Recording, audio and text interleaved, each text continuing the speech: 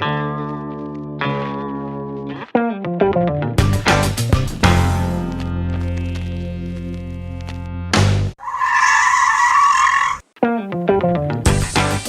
right, hey everybody, welcome to episode 36 of the Stop and Give Me 20 podcast, 20 minutes with some of the world's top fitness professionals.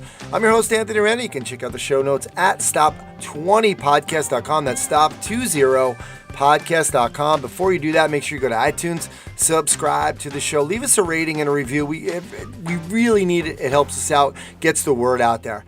All right, for today's episode, I have on Vince Gabriele, and he is the head of Gabriele Fitness and Performance in Berkeley Heights in New Jersey, and actually about to become a lot bigger in June. He's moving into a 10,000 square foot facility. Highly recommend you go on Gabriele Fitness on Facebook to see some of the videos these guys have been doing. It's pretty cool. Vince is part of a fitness consulting business as well called the Anteater Academy. Might have to ask him about that in a little bit. We first met in person at the Results Fitness Business Mentorship, actually, and we sat in traffic for 2.5 hours trying to get to the Anaheim Ducks game. Oh, yeah. So, Vince, thanks for coming on. Thanks, yeah. Thanks for having me. All right, bud. Well, let's get this going. What's your story? Well, so the story of how I got into exercise starts with, of course, it starts with failure, like most good stories do. So I started playing football in sixth grade, and the weight limit to play sixth grade football was like 140 pounds. And that was like mostly like the eighth graders. But I was actually like 170 pounds when I was in sixth grade. So like I had never played football before, and I had to lose actually 30 pounds just to be able to play on the eighth grade team. And so like it was a real challenge for me. So I started kind of getting into working out, and I didn't really know what I was doing at the time. I would go for runs. I think at one point I actually took diet pills that were going to like suppress my appetite, so I wouldn't. And it ended up like losing the weight, and I got to play. And I played. There was a minimum back then with youth football where you could only play 6 plays a game, and so I was the biggest liability on the team. But they had to put me in for 6 plays, and I remember like always being so scared to go in and play, and I would actually like hide on the sidelines because I didn't want to go in because these eighth graders were like so much bigger and stronger than me. They obviously weren't heavier. But that was like my first experience with football and working out. But the real thing that kind of got me going, that had me take training to the next level, was a story called Bounce Back Vinny. And Bounce Back Vinny was a story when I was at a football camp. And you know how they had Ant, did you play football? No, hockey. So in football, they have these big like drive sleds where there's like 7 big like pads where you had to like run and jump the pad, and so I was my turn, and I went and I hit the sled and I bounced back so far I like did a flip and like doubled over on myself, and so I was known as Bounce Back Vinny for the whole season long. And that was kind of like the thing. Like I was like, man, like I'm known as Bounce Back Vinny. So I was the worst player on the team. I was known as Bounce Back Vinny. I was scared to go in. I only played 6 plays a game. And that was like my first experience to football. And, you know, I wanted to quit every day. And I ended up, you know, getting into the training, getting into the weight room, and, you know, slowly started to change my body and get into training. And then I found a gym. This is my first exposure to a gym. And none other than I was working out. All of a sudden, I look to my left and I see Jimmy Superfly Snuka. No way. Sitting on the lat pull machine. And I was on the leg press. And then all of a sudden, I look and I see these juiced up out of their minds. The gym was called Liberatos Fitness Centers in Chatham. It's not there anymore, but it was like all juice heads and, you know, hot girls that would go in and use the tanning bed and things like that. It was one of those kind of gyms. But I remember going, me and my buddy Nick, we used to go. He's a high school football coach, but we used to go, and his mom used to pick us up in her she had this huge Lincoln Town Car, and she used to pick us up when we were like 7th grade, and we would go and we did the typical, you know, workout of, you know, Monday was chest tries, Tuesday was back and buys, Wednesdays was shoulders, and, you know, if we had some time, we'd do a couple leg extensions and things like that. So the training actually was a lot different then. But that was the experience at Liberatos was kind of the first thing that got me into the training. But it was really bounce back Vinny. It was really bounce back Vinny that kind of fired me up, and I actually ended up being a decent high school football player, and I got a scholarship, to Temple University and played 4 years at Division I football. So amazing. I came back strong from bounce back Vinny. And you bounced back, literally. Vin, wait, I gotta find out. Like, when you say you lost the weight, you were that young. How, like, you said you went running or whatever, but where did that information come from? Did you just say, I got to do it? Yeah, I think it came from my mom, who was trying to lose weight herself. Every mom is trying to get in shape and get healthy. And we didn't belong to a gym. Like, my parents never worked out growing up. I never saw my dad work out and never saw my mom work out ever. So I'm kind of like a black sheep in the family, but I guess she was kind of walking and doing stuff. I think at one point I was walking with hand weights and things like that. And actually I think at one point I had those strength shoes. Do you remember those? The strength shoes that had the big platform on the ball of the foot. And I would just run around the block with those shoes, thinking I was going to jump higher from that. But it was very interesting, the beginning, and and then I started getting into, taking supplements like creatine, and I think they took this stuff called Ultimate Orange, which is supposed to amp you up before the workouts, and all kinds of stuff. So parents asking me about creatine all the time, and I never say. I was I always say, I'm not recommending you take creatine. I don't think your kid needs it. I think they just need to eat better. But that being said, I don't think it's dangerous. I think that I've been taking creatine since I was in 8th grade, so I think you're okay. So. It's crazy. You said you wanted to quit every day. Why didn't you? My mom wouldn't let me. Nice. Love it. They didn't let me. I came home and I cried. I was like, I want to quit. I just want to play basketball because I really liked basketball at the time too. And I was like, I just want to focus on basketball. And my parents weren't football. My dad never played football. My dad grew up in Queens. He never, really played many organized. He didn't play sports in high school. I think he played, stickball and weird games like that. But there weren't I didn't come from an athletic background family. So it wasn't they were forcing me to do this. I think it was they knew that this was good for me. They knew that I needed to overcome struggles and failures, to be able to, one day accomplish, great things in life. So that was it. But I vividly remember begging, I want to quit because I just got the shit kicked out of me every day, and I remember these big, because that was when football, they don't do it these days, but when I was playing, there was these the Oklahoma drills, and they just line up and try and kill each other, and I was just getting creamed. So it wasn't fun. Your mom deserves some medal for that one. Vince, superhero growing up, who was it? Who's that person that also helped influence you to become who you are?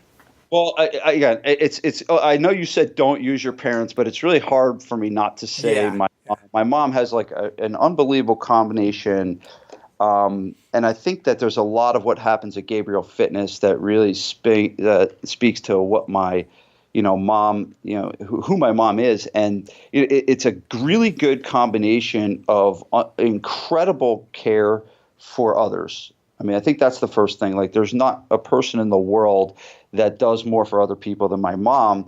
But then there's this unbelievable focus and discipline that she has. She'll stay up till 2 o'clock in the morning researching things and things like that. She's just got this unbelievable discipline to her about specific things. Obviously not working out, but that was a combo. But my other superhero growing up, if you had to say someone not my parents, was my Uncle Pete. And my Uncle Pete was my mom's brother, actually. And what I learned from Pete was to really just go out and play and not give a shit, to just not really care, what others thought, to not care about making a mistake. And it's something that I learned, from him. He ended up being the best man at my wedding. But the best story I can tell you about Pete Christus, he was in Europe. He played football at Villanova, so he was a D1 football player. Actually played with Howie Long.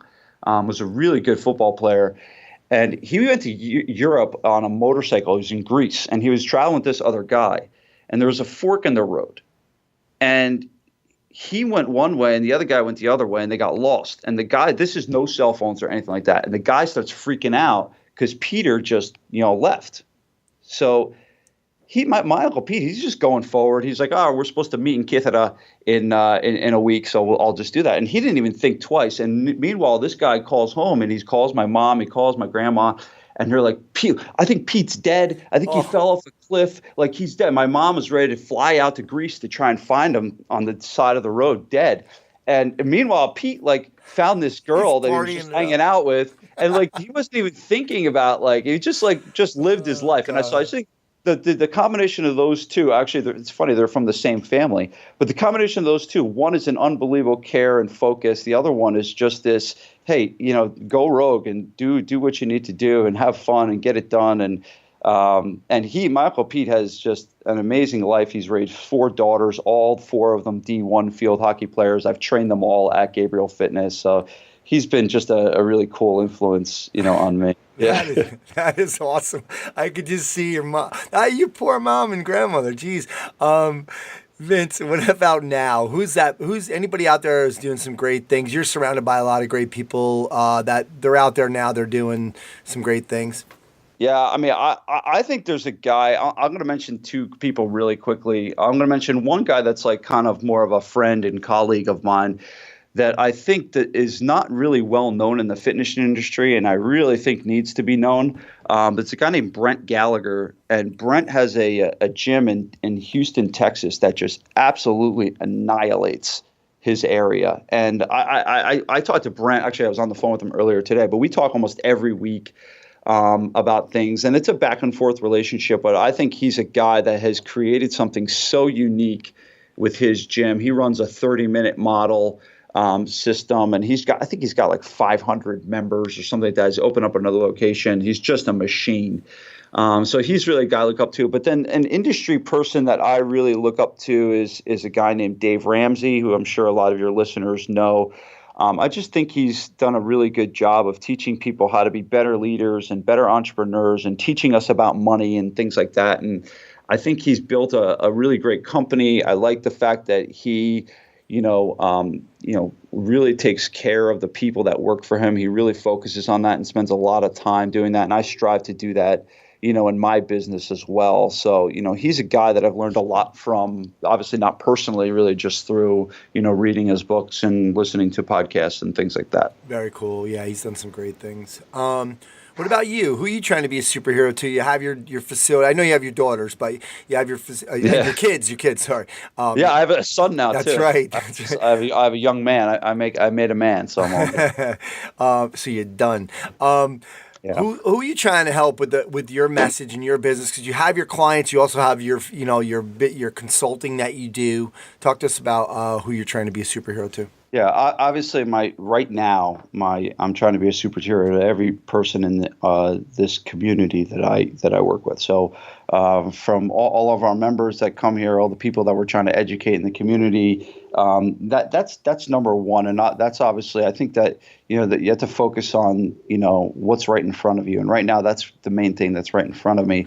In the future, for me, it's teaching other people how to run better businesses. I don't know if that's in the fitness industry. I think that's probably where I should start, because that's where I've had, a little bit of success and maybe able to teach some people to do that better along the way. But really in the future, it's I think entrepreneurship is such a cool thing and a fun thing. But I think it really can affect people's lives. I think it can take over people's lives. And if they don't really, understand, how to handle a lot of the challenges and struggles, that come with being, an entrepreneur, and also too, being an entrepreneur with kids and with a family. I think there's a big difference between, not having kids, and then, having 3. I know my life has changed so much when I had, 3 children versus when I had, none.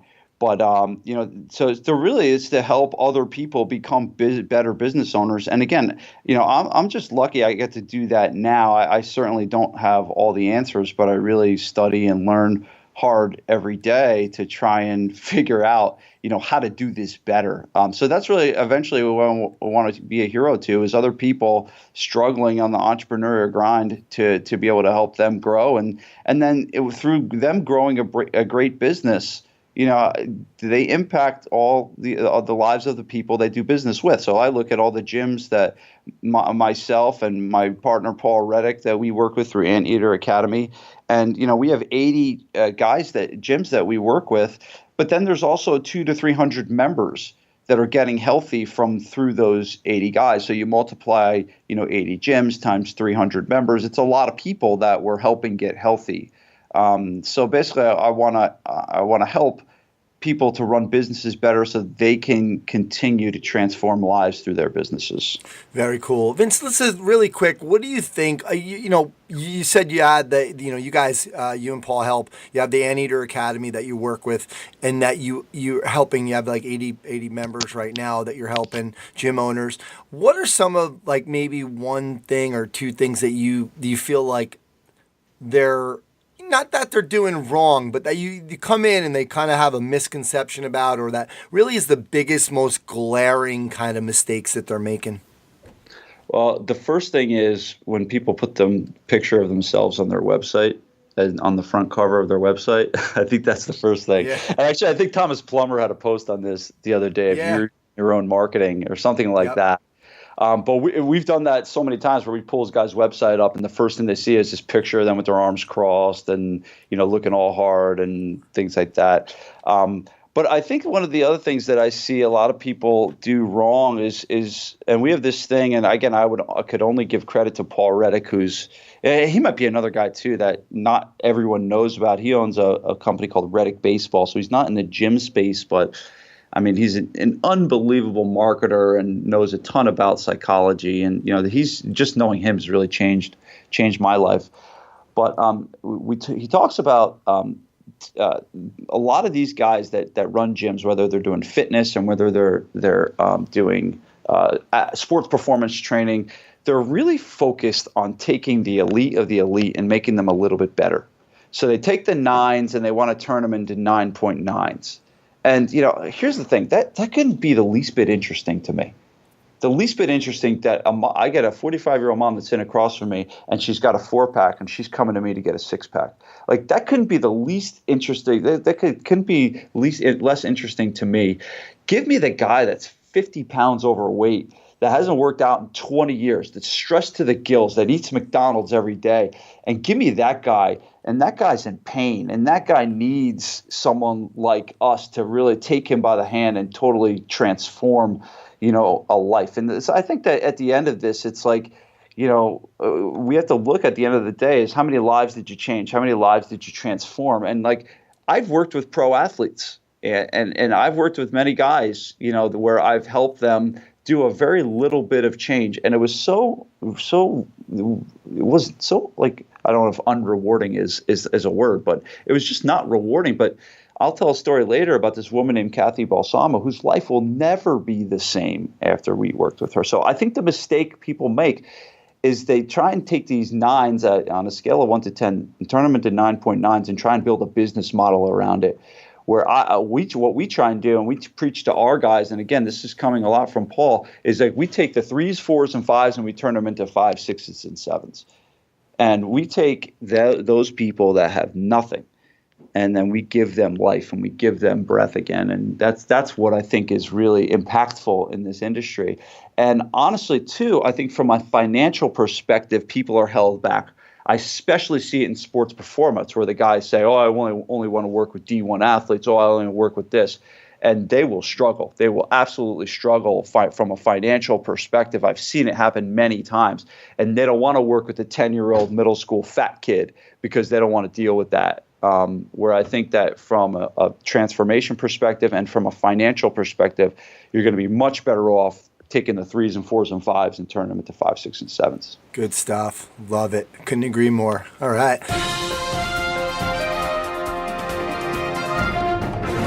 Vince, now it's time for the Stop and Give Me Five segment. You ready to go? Ready. All right, New Jersey gets a bad rap. What's the best part about New Jersey?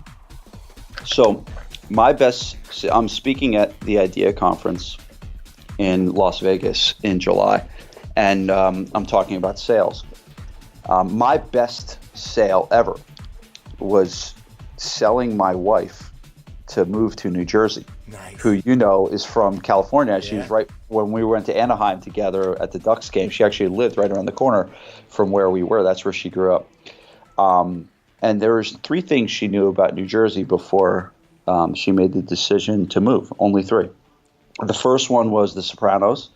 The second one was the show Jersey Shore. And the third one was The Real Housewives of New Jersey. Those are the 3 things that she knew about New Jersey. And then she said yes to move there before she saw all the good stuff in New Jersey. But if you come to New Jersey, when you get 20 minutes outside Newark Airport, because that's what everyone sees. They come into Newark Airport. You're driving through Elizabeth. You're just seeing all the smokestacks and all this.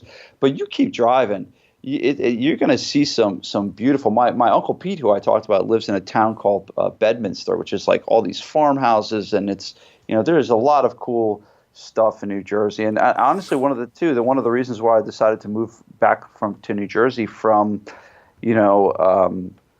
California and to raise my kids out there was the traditions and the families out here. When you go out west, it's like more of a melting pot, which isn't a bad thing, I really think that New Jersey's a very there's a lot of history and roots and family and stuff in New Jersey, and that's what. Yeah. You could pick any trainer to train you. Who's it going to be? I think Martin Rooney. I really do. I think that I've learned from Martin a lot, and I just think that if I really, needed someone, because there's a lot of X's and O's guys, but that gets boring. Yeah. After a while, and I think Martin just brings an energy. And a lot of the stuff that we do at GFP, we've learned, from Martin, from a motivational standpoint. So I'd have to say Martin Rooney. Another Jersey boy. Vince, dinner with a football player from the past. You played Division One. Who would you love to go out to dinner with and hang out with? Well, this is a unique one for me, but actually I'm really good friends with a guy named Roman Oben, who played left tackle for the Giants and then won a Super Bowl for the Bucks. But I used to train Roman out in San Diego, and then Roman moved to New Jersey. So Roman's now the director of youth football for the NFL. So actually, Roman and I are actually very good friends, and we do go out to dinner a lot. I think I'd pick him. If I had to pick a football player, I'd pick him because he's just an unbelievable worldly man that just knows so much about so many things, and I learn stuff every time I talk to him. Cool. What's your coolest or proudest achievement from a business or fitness client? One of your 3s, 4s, or 5s? Yeah. Oh, so we just had this woman, Kathy Balsamo, that came in, and she was your typical mom that never worked out, hated the gym, hated work, ate Twinkies every day, was very, very heavy, very, very sick, hated people like me that owned gyms. She thought I was like, this asshole that just was like, into working with in-shape people. She didn't understand, but she did a 6-week transformation, and she ended up losing 80 pounds. Oh my God. And totally took the community with her on this ride. We actually filmed a video every week. It was called like Kathy's weekly video. And every week she did this video. And I'm telling you, Anthony, 150 to 200 comments per video. Like every week. It was amazing. She got invited to be on the Dr. Oz show a couple weeks ago. Holy cow. Oh, yeah. It's been a huge deal. She's been in the New York Times did a story. Rachel Ray has called her. So she's totally like taken over in the community. She like gets more calls than we do about people to help. But I think the big thing with her, why it was so cool, is like, all right, here's a normal person. And the big line she always has is like, if I can do this, you can do it. And I'm happy to say she's been training with us for over a year, and she's down 80 plus pounds, has kept it off, and she's just every day continually motivating other people, to be, on a health journey. And I think that's been one of my more prouder moments, because now we're speaking to others through our members that have had success. Love it. You could be in any movie. What would it be? Braveheart. Braveheart. Nice. All right. Vince, last two. You got 30 seconds. Give me a project you're working on that's getting you really excited. I can't do that in 30 seconds. I'm opening up a 10,000 square foot facility in June. I'm speaking at IDEA in July. So that's what's going on. Cool. And we're going to visit you on Strength Coach TV, so people will get a chance to see. And like I said, go on Facebook and see Vince's videos that him and Tom are doing. Very cool. Vince, letter to your younger self. What advice are you going to give yourself? Have courage and know that fear is just an emotion that you have to just blow through. And know that you'll always be able to have the capability, pending you learn from the right people and read the right things. But, fear is a temporary thing, and you must act in the face of having discomfort and fear. Love it. Great stuff. And I know firsthand some of the great things that you're doing. And obviously we got to hang out in traffic and at a Ducks game. Yeah. And got to, it's then you get to see how alike you are with some people and some of the great people in the industry. So thanks for doing all you're doing, not only at Gabriele Fitness and Performance, but with the Anteater Academy and working with businesses as well. So thanks for coming on, Vince. Thanks, Sam. Appreciate it, brother. All right, well, that's going to do it for episode 36 of the Stop and Give Me 20 podcast. Thanks again to Vince Gabriele. Make sure to check out all the links to all his stuff at stop20podcast.com. Don't forget to subscribe to the show, leave us a review and a rating. My name's Anthony Renna. Thanks so much for stopping by.